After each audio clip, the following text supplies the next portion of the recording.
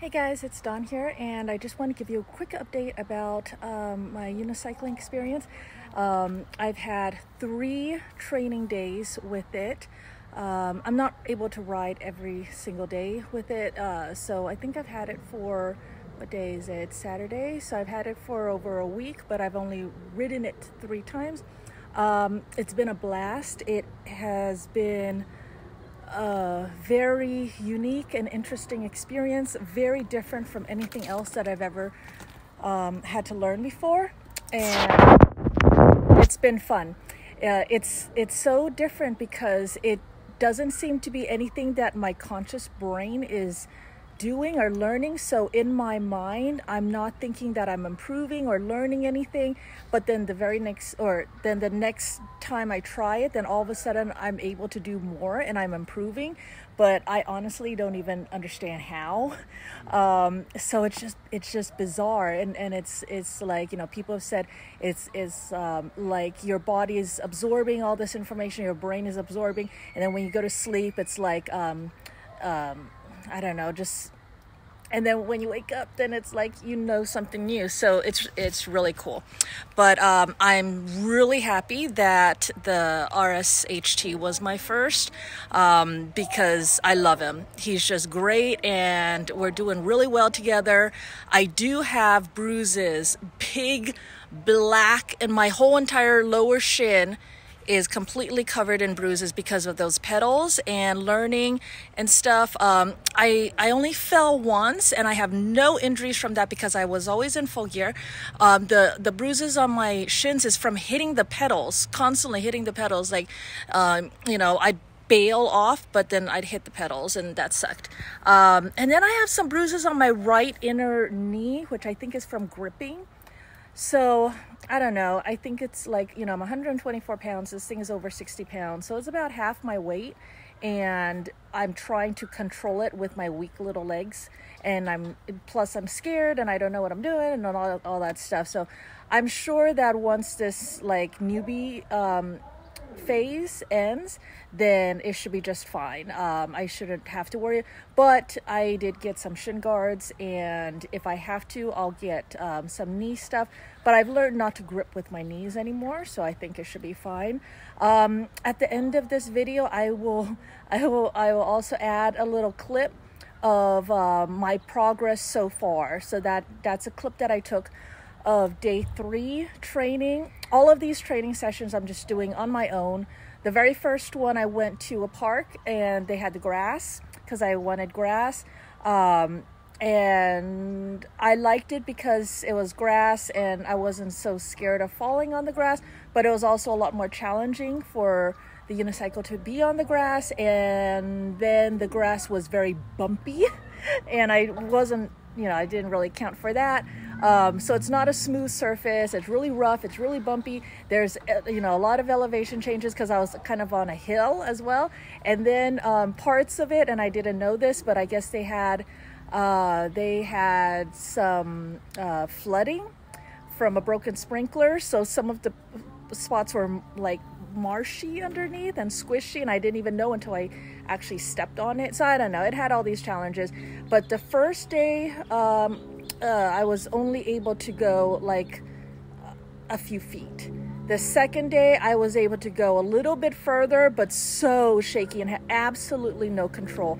And then the third day, I'm now able to just go round and round and round and round in the parking lot. So when you watch this clip, only the first few seconds at the beginning and the end is at normal speed, and the whole middle part is sped up 2.4 times. So don't think that I'm going super fast. I just sped it up because all I'm doing is going around and around and around in a circle, and so that's boring. So I just sped it up, so you're not that bored about it. But the cool thing is I'm able to go round and round, and I get to choose now when I want to come off, and I'm able to slow down and actually step off, although I still don't trust myself, so I still jump off and I grab it. But I've been getting better and better about jumping off and grabbing it, so although, bruises. So Anyways, I have been improving, so that's great. I'm drawing upon my experiences in motorcycling, and I think with the horse as well. My horseback riding, well, I think my body is just drawing upon everything, right?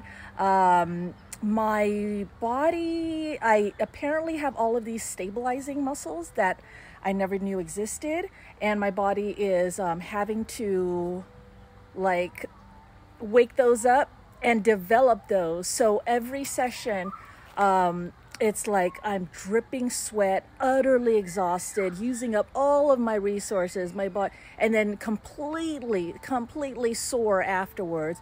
And so the very next day I have to like rest and just take it easy and heal up. And then I can do another training session, dripping sweat, completely exhaust myself, even though it's actually only like, I don't know, maybe an hour that I'm doing it, and maybe only 10 minutes at a time.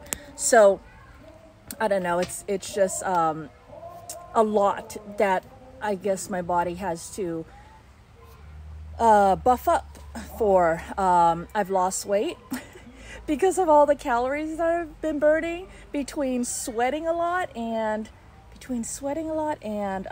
all the calories of just the exertion, and then making these new muscles and stuff, and, you know, getting more stable, getting more balanced, I guess. But that's been fun. I still want a roll cage. That hasn't happened yet. Still want the roll cage. I bought a ton of safety gear, and I love my safety gear. They're doing well. I might go more into safety gear another time. Let's see. I still think that we need a kill switch, a safety kill switch, just like the Sea-Doos, you know, where you have this little, you know, curly plastic thing and a little safety key that you stick on, and it won't start unless it has a safety key. And if you, which is very useful in itself. And then if you fall off and that thing is attached to your waist, then it will pull that safety key out, and then the motor will just die, right? It's a kill switch, a safety kill switch. I think it's just an absolute must with these things, and you can bypass it if you don't want to use it. You just leave the switch in and don't attach it to yourself. You know, like no big deal. Like, it should make everyone happy. I also am really baffled about why these things. Balancing the wheels on this thing is not a thing. Like in motorcycling, you have to balance the wheels. In bicycling, you know, you balance the wheels, make sure that the wheels are true. In this, it's not a thing. It wobbles, and people go, oh yeah, you know, you just ride through the wobbles, and eventually they go away. And I think that they're going away because your body is compensating for it. Your body's learning how your unit is wobbles and how it's unbalanced. Your body learns how to compensate, which, if that's true, is like really amazing and it's really awesome. But still, you only have one wheel. I think that one wheel should be as true as possible to begin with, especially when speed wobbles is a thing. And what if we could cut all that down just by making us. But I know that it's a difficult thing because these weren't made for the everyday rider to be working on them themselves. And so they're a pain in the butt to, you know, everything's connected together, and it's not made to be worked on by the average person and all that stuff. So I know, you know, all that, but eventually, I think maybe that should be a thing as well. I think that's it. It's going well. I love it. I'm really glad I didn't get a learner wheel first, just because I know myself, and I know that historically I've been able to learn quickly, and I outgrow starter things quickly. So this saves me a whole ton of money and all that. Plus, you know, buying something like this used to me is a big risk, because I don't know how they have possibly been abused by their first or several owners previous to me, and however they were treated could have made them a ticking time bomb. You know, water, rain, getting beat up, and, you know, lithium-ion batteries, and lots of electricity, and, you know, all that stuff. So I don't know. I feel safer just getting new at the moment. If though I knew the history of a used one and it was at a great price, I definitely snatch it up. I mean, that's not the problem. It's just the unknown history that I think is a huge risk. All right, so there you go. Just wanted to drop off a quick update, and thanks for joining me, and thanks for all the support, and I will catch you next time. Remember, I'm going to put the clip of how I'm writing now, so watch that if you want. Like and subscribe, and I'll talk to you guys later. Bye.